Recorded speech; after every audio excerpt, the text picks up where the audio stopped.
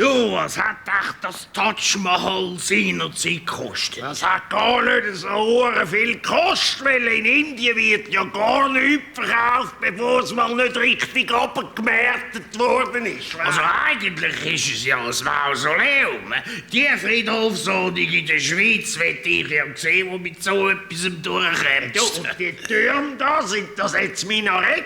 Da hat jetzt der Schlür schon wieder ein Problem, gell? Ja, da hat der Maharaja seine Lieblingsfrau beerdigt.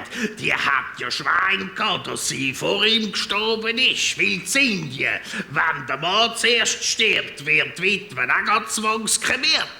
Kremiert? Ich hab gemeint, die werden verschossen. Darum haben doch die Frauen in Indien den roten Punkt, damit die genau... Ja, aber du musst auch den Vorteil sehen von dem System. So eine indische Frau ist sehr interessiert, dass du ein langes Leben hast. Ja, ihr Leben eben auch gesünder, weil die Huren Kühe nicht dürfen fressen.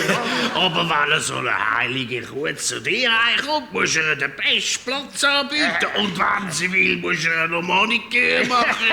Was Maniküre? Die machen da unten doch all die Huren Ayurveda-Therapie, oder? Da liegt die Kuh dann in so einer Salatsauce, der Hindu muss sie massieren.